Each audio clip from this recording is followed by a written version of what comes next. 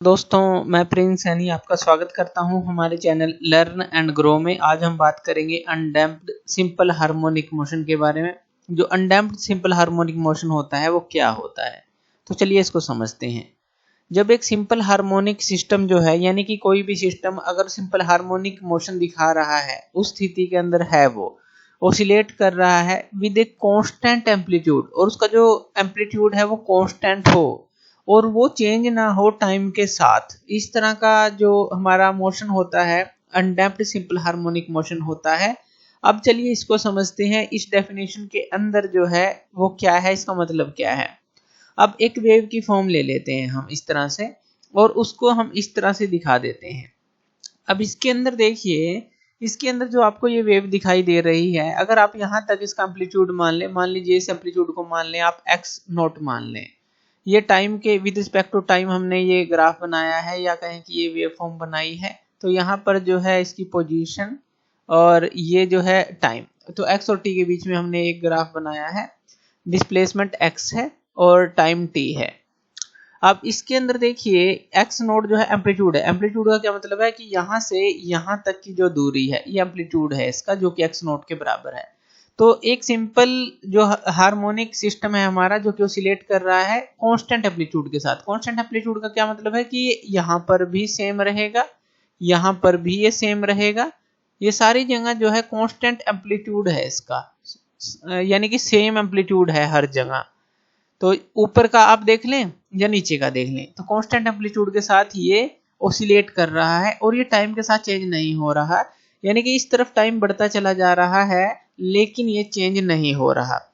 अब इसके अंदर हमें कुछ कंसीडरेशन लेनी पड़ती है कि ऐसा क्यों होता है। इसका क्या मतलब है, इस तरह के सिस्टम के अंदर जो टोटल एनर्जी रहती है, टोटल एनर्जी जो सिस्टम की रहती है वो हमेशा कांस्टेंट रहती है, क्योंकि यहाँ पर एनर्जी तो जो है चेंज हो ही नहीं रही कम या ज्यादा, तो टोटल एनर्जी कांस्टेंट रहती है। जिसको आप अगर आप शो करना चाहते हैं तो हाफ के एक्स नॉट स्केयर से आप इसको दिखाते हैं, जैसे हाफ एम वी स्केयर होता है। इसी तरह से यहाँ जो एनर्जी होती है आप हाफ के एक्स ओ स्केयर से दिखाते हैं। एक्स ओ क्या है, यहाँ पर एक्स नॉट हमने क्या लिया है एम्पलीट्यूड, के यहाँ पे फोर्स कांस्टेंट होता है। अब यहाँ पर देखिए हमारी जो फोर्सेस होती हैं, जैसे कि जो किसी भी मोशन को रोकती हैं, जैसे कि कोई भी फ्रिक्शन फोर्स हो गई या कोई भी विस्कस फोर्स हो गई, विस्कस फोर्स, तो इस तरह की फोर्सेस हम नहीं लेते, उनको हम यहाँ कंसीडर ही नहीं करते। तभी तो ये जो है एक तरह के एम्पलीट्यूड से ही, कांस्टेंट एम्पलीट्यूड से ही ऑसिलेट करता रहता है और एनर्जी इसकी कांस्टेंट रहती है, क्योंकि इसका विरोध करने वाली जो फोर्सेस हैं, रेजिस्ट करने वाली जो फोर्सेस हैं, फ्रिक्शन फोर्सेस हो गई, विस्कस फोर्स हो गई, इस तरह की जो भी फोर्सेस होंगी वो इसके अंदर नेगलेक्ट रहती हैं, उनको हम कंसीडर ही नहीं करते। तो इसलिए ये कांस्टेंट एम्पलीट्यूड पर जो है ये सिस्टम ऑसिलेट करता रहता है। इसका एक और एग्जांपल आप ले सकते हैं। मान लीजिए आपने एक वैक्यूम चैम्बर ले लिया। अब ये जो चैम्बर है ये हमारा वैक्यूम चैम्बर है, वैक्यूम चैम्बर है। इसके अंदर हम ले लेते हैं एक बॉब के साथ एक स्ट्रिंग हमने लगाया है, एक पेंडुलम हमने यहाँ पर फिक्स कर दिया है। अब अगर आप इस पेंडुलम को थोड़ा सा डिस्प्लेस करते हैं इस पोजीशन से, अभी ये रेस्ट में है और वैक्यूम चैम्बर में है, ये याद रखना है।